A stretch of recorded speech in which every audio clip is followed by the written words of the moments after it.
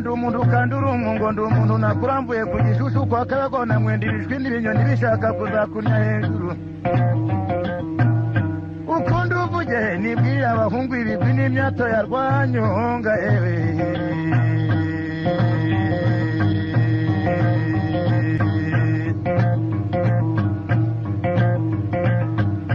yaraje Rwanyonga rwanikeko na Rwangotanya ati ndishuti ya Rwabugi kuri Nyakarengo nabyaje akarambara ya Karemere Gakinyundo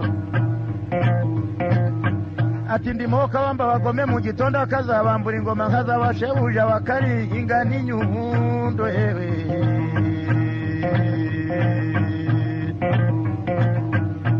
aterega burya ndingugu ndigunda ndigure warubonye ntaruhora rubarirwa n'umwanzi mukuru akazaje gusuhuza ati ndisakirikiye ku rusenge ndiya rugema ndongo disokuru nigasaba isokuruza nisangano sewe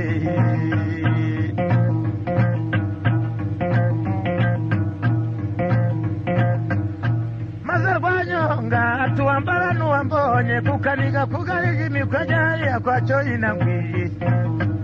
ati nafurumbanya batatu wa gatandatu mugira impambi ry'indwara itabura intwaro cyamba nayigaruye ikibanda amacuma agomba kwiyegereza umubiri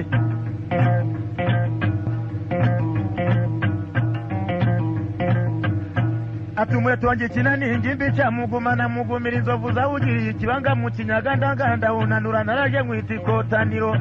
ndibusha kuna rutambukana mara ibitugu byigurana imigini tumunda ndifashe ku kigenda nabiteye se barangirana mu nkingi na Nyamirango maze munywesha maze amatata bahe make mu Rwanda siyewe Rwamugiri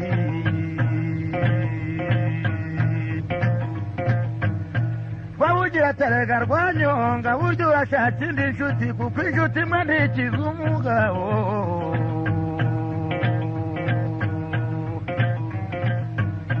Rwanyonga terega ndabizi Rwabugiri n'ubundi ntawakugiramo inshuti ngo yiringire ko afite inshuti y'umugabo nawe ubugabo buterwa n'abandi ati ubundi inshuti ngira kandi ingana ni data muga bwa mbere wambyaye akandera akangaragaza mu ruhame mu ruhanga rw'abagabo ati nanuri jambo mvuga n'amatwara mfite nk'abari we nyakesha se Rwabugiri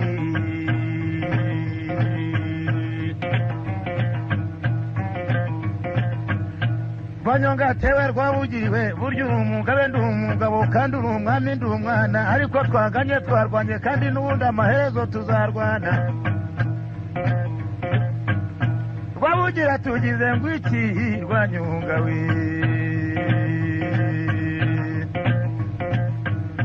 Rwanyonga tigize ngo uri umugabe ndi umugabo kandi uri umwami ndi umwana ariko twaganye twarwanye aterega Rwabugiri uretse ubutinyira ubwami bwawe nta bundi butwaro ndusha kutandusa kurasa no kubonesha ntundushe kuzazibugira kandi ntundushe kugenda imbere y'umutwe mu ngabo bose Rwabugiri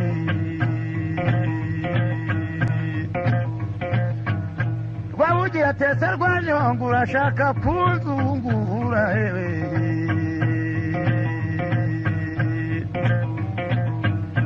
Rwanyonga ati Rwabugiriwe imbaza menshi sindi kurogota kuko sinarozwe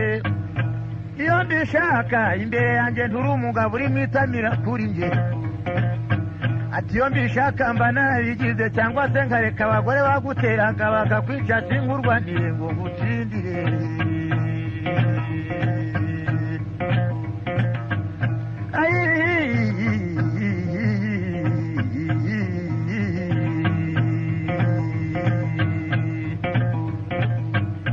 Rwabugira ati wansindende Rwanyonga tese Rwabugira uribagiwe ndinde nakwibutsa ati wibagiwe hariya kukaniga kugariga imikwege kwa Coyina ngwiri nafurumbanye batatu wa gatandatu mugira impamba iby'intwari itabura intwaro kibamba nayigaruka ikibanda amacuma agomba kwegereza umubiri kuri ngingo na runyana nahamburiye abagore abagabo babo barandebera ati nishanyirangore umwami arangororera nicanyira amavugo umwami aramvuga nti yewe rwamugiye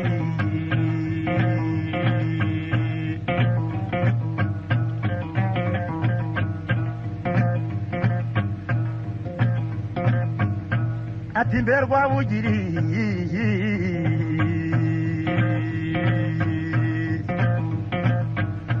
atawamvugishirije ko numva inyota igiye kuzamfata none ntiwampa inzoga nkinywera rwabugira ati mbe rwanyonga koko nawe ubaye umugabo bigeze igihe utinyuka kunyaka inzoga ese urabona naguha nzoga kiwamara si yewe rwanyonga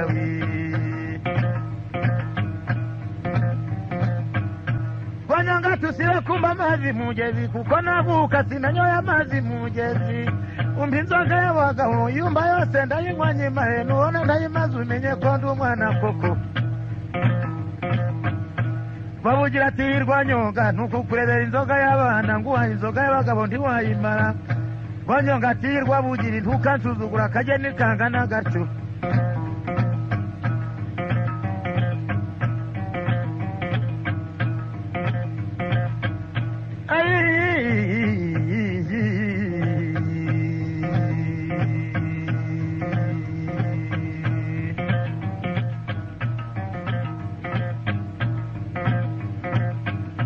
maze rwanyonga maze rwabugiri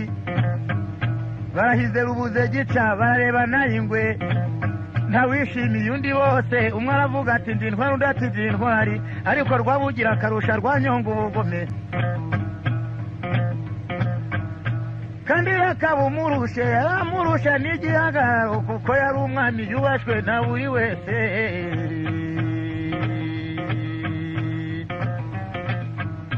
rwanyonga hera ibyo ntiyabitinyaga yaramubwiraga ati rwabugira burya ntukandere ngo ugire ngo ndagafu kivugwa rimwe ati burya ndisakirikira ku rusenge ndiye rugema ndongozi isokuru rigasaba isokuruza n'isangano burya ndingugu ndingunda uwandingurure yarubonye ndingurure yarubonye warubonye nta rubara ahubwo arubarirwa n'umwanzi umukunzi akaza aje gusumuza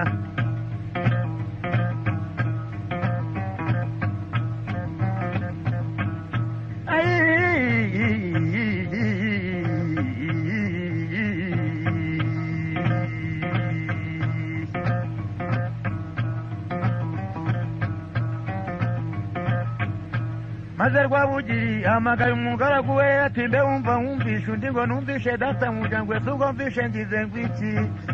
vugize ngo nindebe inzoga nziza y'umuzigizi igihe umuziga cy'inyimiza avugisha umuga amagambure gishire mu gacuma keza cy'imvura wakuri igisaka cyangwa unguna munyaga maze ngo nyihe rwanyonga yewe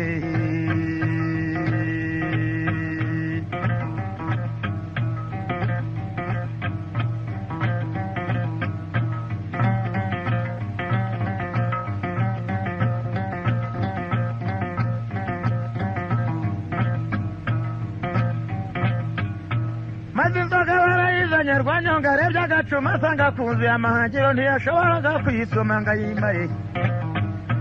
atumva rero rwabugiri umbabariye kandi nanjye ndakubabariye kumeneye umumuna byakubabaza ariko iwacu ntitunywera mu mimuna kabe gacyo ushire mu kabindi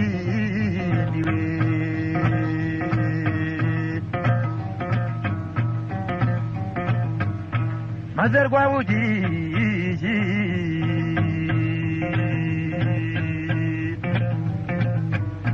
abwiye umugaragu we wumva ati nde wumva wumvishe undi ngo numvishe databuja ngo ese ubwo mvishe ngize ngo iki ngo ugize ngo ninde wakabindi gaterurwa n'abasore babiri ngashire ku rugata rw'imidende rumwe bakwiye igisaka cyangwa unguna munyaga maze ngiyo nzoga nyihe rwanyonga yewe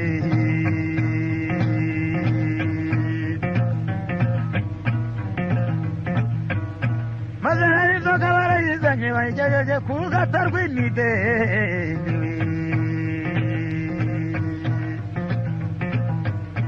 arayirebye rwanyonga asanga inzoga ntibirarebye urugata asanga rwuje amagira atewe rwabugiri ruriya rugata ntabwo iwacu turunyweraho fata uruhembe rw'umuheto ukome hasi ku itaka araboneka urugata rwa gihanga canze inka n'ingoma ati kandi ushaka umugaragu uzi kumva inzoga abanje yumve ko inzoga inkwiye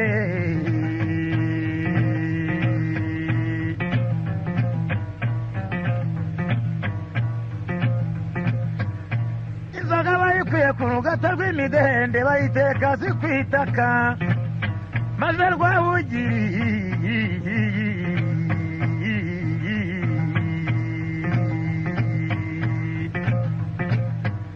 ahamagaye Kiniga amazi cya Sebatenda Kiniga amazi mwana wa Sebatenda ngwino wumviye inzoga araje Kiniga amazi cya Sebatenda Rwabugira tumva rero Kiniga amazi inzoga ugiye kuyisoma ukavuga ngo ntikwiye Rwanyonga nasanga ari mu kwiyenga kwica Rwanyonga tumva rero Kiniga amazi mwana wa mama uriya gasozi kagusabye amaraso ntuyakarenza kirazira ati ngenda ndabona urupfu rugiye kuzakubona kuko inzoga ugiye kuyisoma ugasanga itanguye kandi utayihakanira shobuja maze ugakanja amanywa ukavuga ngirangwiye ati nanjye naza ngasanga itanguye ndakurahira data munga bwa mbere se yewe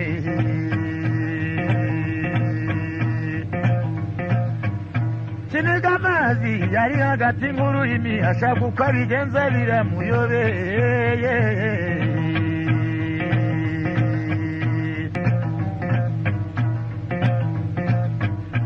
Kiniga amazi inzoga aremera yisoma asanga ntiyayemerera Rwanyonga kandi ntiyayihakanira Rwabugiri arakomeza arisomera ntiyasoma ntabwo yasomye nka Rwanyonga ariko yakomeje gusoma kuko nawe yari umusomyi mu basomyi arasoma akabindi aragacubanyije yemwe akarengeje mu bugenyo aragatirimuye akagejeje mu mabodo Rwabugira ati mbe Kiniga amazi kutakomye n'ibite Kiniga amazi ati nyir'ingoma kumva inzoga n'ukwitonda reka numva nitonze ndababwira ewe aturabizi nyir'ingoma iyo umugore atetse ibiryo bitaraja kandi atari yabyumva ko bikoze umunyu ndashobora kubyereka abagabo inzoga rero nayo reka nyumve nitonze ndababwira si yewe Rwabugiye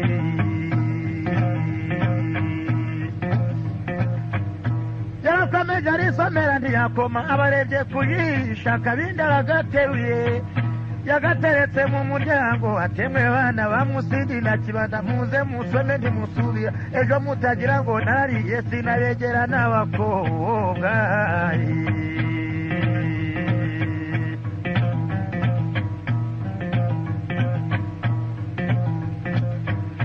inzoga baraje barayinywa barayimara maze Kiniga amazi agarura akabindi ati cyakora niba ari akari mutumya kiziritse ku muhoro kamwe gasiga kawuciye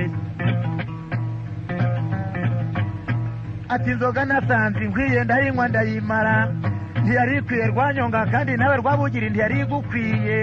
muri mwe ntawe uri bunyice Rwanyonga ntunyice utumvishe ko inzoga yari mbi nawe Rwabugiri ntunyice utumvishe ko yari nziza ati nasanze inkwiye ndayinywa ndayimara hasigaye nibanza n'indi nzoga mpunzire ndababwira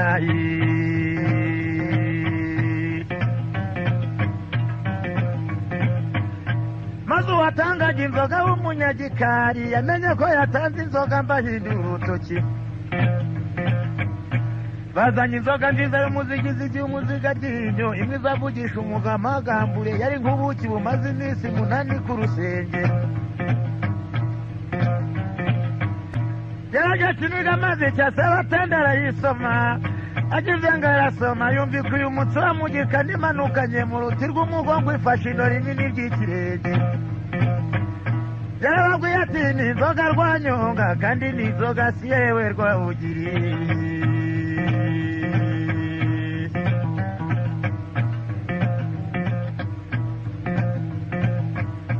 Rwabugira ategeka ko bazana umuheha mwiza wa ruvuna bataka bagashira muri iyo nzoga nawe yari yarawukwiye igisaka cya nkunguru na munyaga wari mu duhagiro duke Rwanyonga araza umuseke awukuramo arawuvuna awurenza urugo afata umuhoraza mu rusata rwakuze rukunze akindura ingingo y'umugana arayizana ati Rwabugiri rero iwacu twarihaye ntitwagerewe umuseke iwacu dusomesha n'uyu Rwabugira ati nta kibazo Rwanyonga, ati ngaho rero amatamana yawe niba ushoboye kuwushonesha soma. Arayegeye Rwanyonga, yegeye inzoga aca bugufi Rwanyonga, ashoyemo umuseke arasoma, agiye gukura umusa wa mbere akabindi kati bombori bombori. Ati mbi inzoga Rwabugiye umugabo adahaza arongeza. Rwabugira aterega Rwanyonga burya uri igitangaza. Rwanyonga ati mbe burya wandeba ukagira ngo ndagafukirwa rimwe. Aterega sinorosha ubwo ndakomeye nk'icuma cy'inyundo.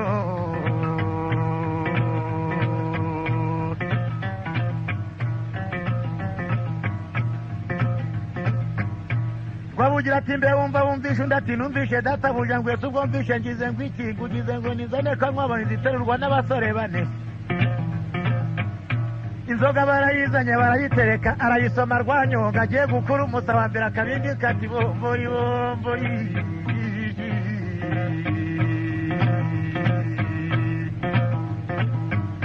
Rwanyonga rero inzoga yarayimazemo Rwabugira ati nishano Rwanyonga turishano ko Rwabugira kubona ugaburira undi mugabo ibyo kurya yabirya yabimaruka mwitishano ngaho wamushimiye. Ko wari uzi ko udashobora kubona inzoga zimpagije, yawe wambwiraga ko ntazo, ko nari ntafite inda n'inzoga ko kwa data muga bwa mbere zabuze abazinywa, ariko nturinde banyitishano n'ikise Rwabugira.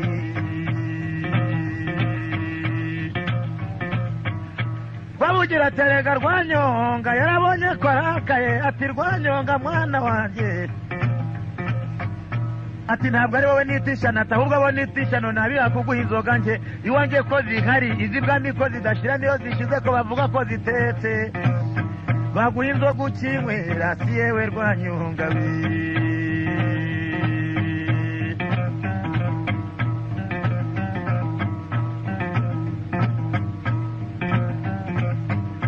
Maze Rwanyonga baragiye bazanye kanywa bahizi terurwa n'abasore 8.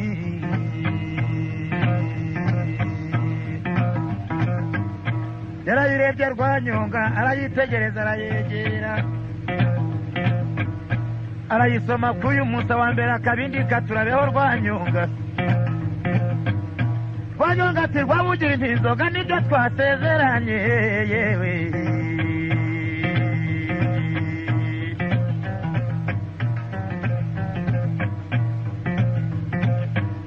Maze Rwabugira ategeka kuzana kanywa bayiziterurwa n'abasore 12, nukuvuga nk'ingunguru nzima idaciye. Inzoga barayizanye barayitereka, bamaze kuzayiteka arayegera Rwanyonga arayisoma k'uyu musa wa mbere akabinda bagacagashije, aritonda arayisoma k'uyu musa wa kabiri akabindi kati bombori bombori.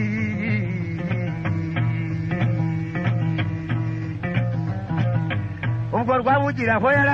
yaramaze kumwuzura mu birenge.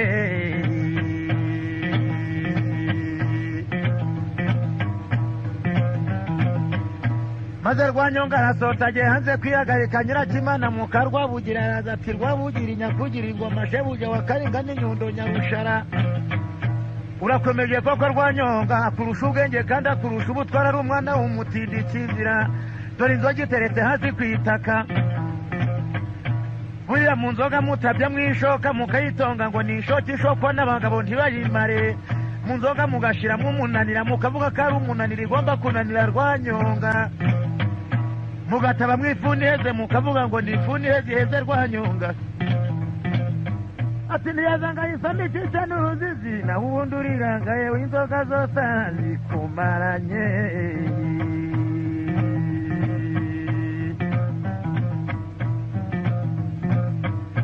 Maze rero ibyo byose babishizemo vuba Rwanyonga ataraza yewumanze n'isazi itarabonye ukuntu babishizemo. Rwanyonga yagiye kugaruka asanga akabindi karuzuye kari kogaboga. Rwabugira ati ngira inzoga Rwanyonga ataregize iwanjye ntizishira.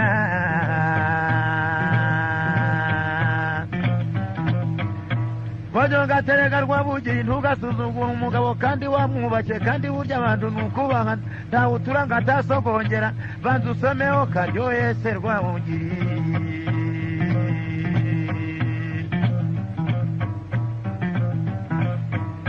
maze Rwabugiri kuko yarazi ko nta burozi bwica burimo ari ukunaniza gusa inzoga Remera arayisoma ntiyacika n'uruzi zikabishwa ariwe wari umaze kuyitonga ibyo byose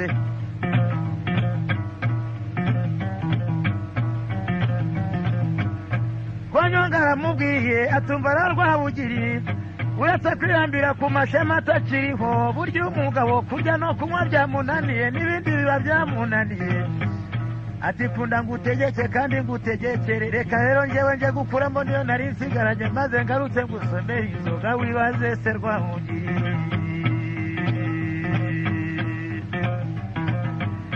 yarasohotse Rwanyonga Rwabugiri asigara ari kuvuga ngo nturayisomura akanyagwira kunaniye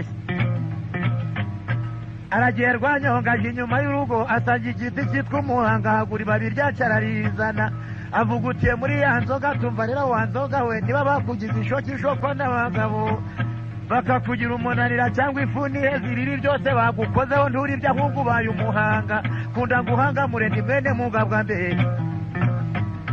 yarayisomye Rwanyonga agiye gukura umusa wa mbere akabindi abagacagashija kuri wa kabiri akabindi kati bombori bombori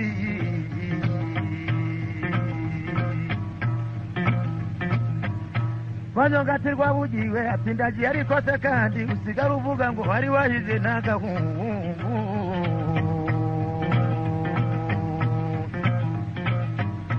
Rwabugira ati genda Rwanyonga ariko kandi wagenda nifuza kugira ngo tuzashyige Rwanyonga ati Rwabugiri rero igihe cyo kuzahiga ntabagabo bayigira ku busa n'ukuzabanza ukanyengera ukandumira nk'aho ngahaga tugahiga Rwabugira ati nibyo Rwanyonga genda nzakwengera nzagutumira se Rwanyonga we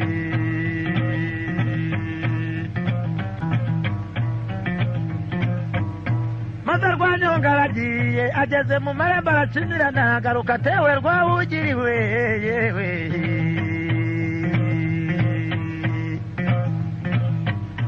ataho kugira ngo njane umujinya najana uruguma iyo mihigo tuyihige nta kizambuza kuzayikora nakoze byinshi biterekeye imihigo nabyigeze binsinda niyo mihigo nzayitsinda si yewe Rwabugiri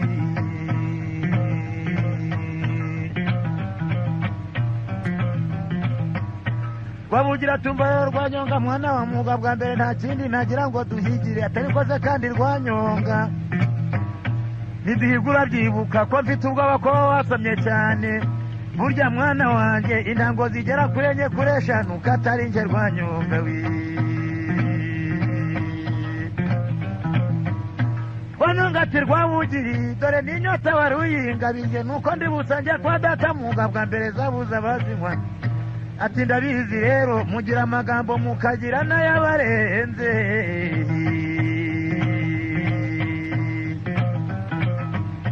ati ubwo utangiye kungerekamo ubusinzi uri kwibwira ngo wampagiye dore ntacyo warumvaye Rwabugiri nongere ndigusubiriremo n'inyota wari uyintege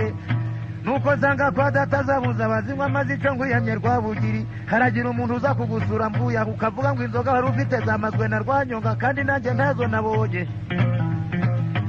ati maze iryo jambo niryumva abo tuzahurira ntihazanera akatise Rwabugiri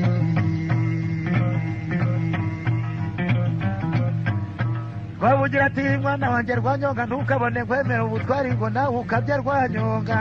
ati kuvuga ngo ntiwasomye ati ubu urugamba rwadutera ingoboka washobora kururwana kandi ukamenya kuyobora ingabo nka mbere se Rwanyonga Rwanyonga atewe Rwabugiri niba ugira ngo nasinze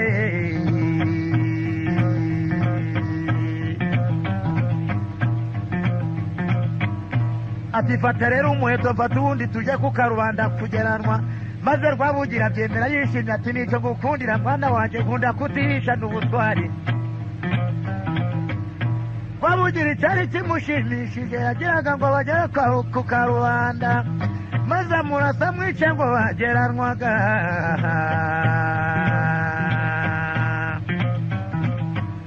Rwabugira yitwariye imyambi eshatu Rwanyonga atwara umwambi umwe rukumbi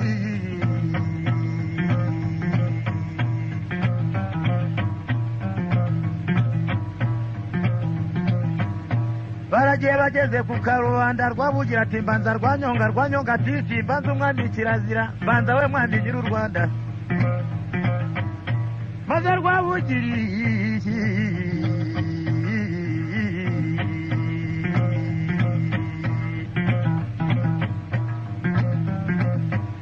akunze kuzatamika raporo ati zibukira Rwanyonga ati Rwabugira watamitse ndi kukureba yarafaye Rwabugira ashiramo imitongo ashiramo amahagiro arapora uruhembe rw'epfo rugiye kuzahoberana n'urwa ruguru yarekuye rero umwambi wajya waka umuriro Rwanyonga hejuru umwambuye hejuru ajya hasi umwambuye hasi ajya hirya umwambuye hirya ajya hino umwambuye hino witondeye Rwanyonga witegereza uraza arawureba awutega ikiganza awufatisha urutoki ruhera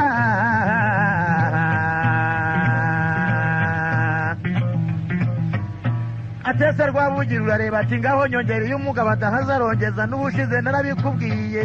kandi iryo jambo nsanzwe ndikubwira maze Rwabugira yongera gufora umwambi wa kabiri ashiramo amahagiro kurenza uwa mbere yarawurakuye Rwanyonga hejuru umwambuye hejuru ajya hasi umwambuye hasi ajya hirya umwambuye hirya agarutse hino umwambura agaruka yaciye ikibungo umwambura agica Rwanyonga witondera uraza ugiye kuzamwegera awutega ikirenge awufatisha inori yarati Rwabugira nguhegeje mu biganza byanjye no mu birenge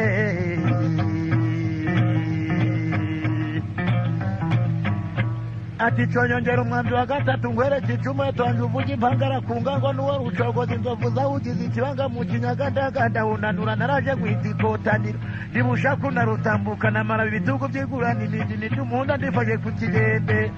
nditese barangirana munywesha amazi amata atabaye make mu Rwanda icyo gihe mbabwa impundu n'abagore niyeretse abagabo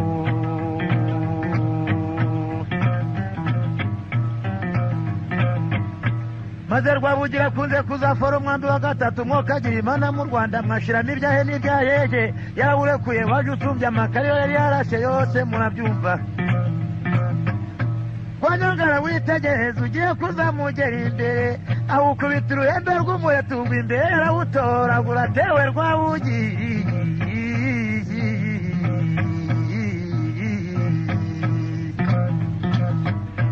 ati kayice uryiva mu kanwa ka nyirayo reka nkurashisha uwawe muyo wandashe kuko nkurashishije uwanjye ntiwagusiga Rwabugira ati kora ubusa Rwanyonga maze nkurashe gatatu ndi umwami nyiri u Rwanda sinaguhamya wowe uteze kumbamya uri umwana w'umutindi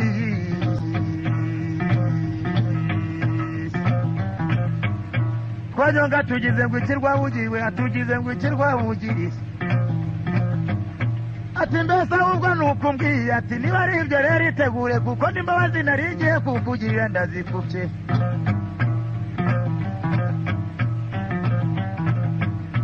yaratamitse Rwanyonga agejeje gatatu umwambi n'uwa data mugabwa mbere n'umuheto n'uwa sokuru ugasaba isokuruza sangano niwe murashi je Rwanyonga sinzi kurasa sinzi no gufora singira n'umuheto maze rero abarashi ntibawuhushe Rwabugira mwene rwogera nk'agahindiro kandi bambwe yarawurakuye rero umwambi waje waka umuriro Rwabugira hejuru umwambuye hejuru ajya hirya umwambuye hirya ajya hasi umwambuye hasi agarutse hino umwambura agaruka ubwo bamuramutaha atangiye gutaratamba ati nari ndamasiye mwicuya kiramurenze Rwabugira arasimbagurika umwambi wagiye ugana ibirenge kuko Rwanyonga yari yawubwiye atari ko wa mwambi uratajya Kabarore ariyo ndangamuganzanya ariko ntutanga amarira mu gihugu yari yawubugije kugana mu cyica ariko kandi nguzahagaragaza inkovu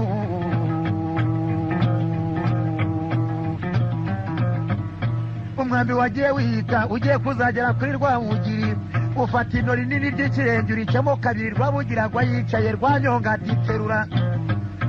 Rwabugira ati besha abagabo atariko kandi shahu nteye umusare Rwanyonga ati Rwabugira timukirarire ngo mwitera amageki kandi babaganije wandashe gatatu uwo musore ntiwabundeye nkurashe rimwe inori nini riracitse mbe nongeye byagenda bitesi yewe Rwabugira zabonye amaraso ya shebuja zirarakara kugira ngo zikiza Rwanyonga na Rwanyonga. Dore ko Rwabugi yarafite ingabo, yarafite bene nyirabarara, bamwe bararaga ku rugo rw'undi mugabo bugaca barugiza ubushingwe. Akagira bene nyina akanyura kamwe kanyuraga mu ntabire bugaciranguruye ibironge, akagira bene nyina kinywa kimwe cyangwa guruzi bugaca rukamye. Rwanyonga rero yari ifitiye abagaragu babiri.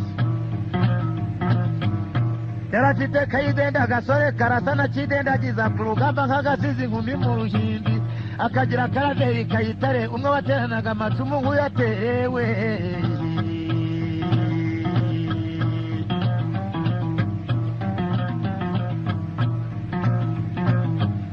Maze Rwanyonga abonye ingabo za Rwabugi zirakaye, aterega Rwabugi ibyawe sinabikangwa.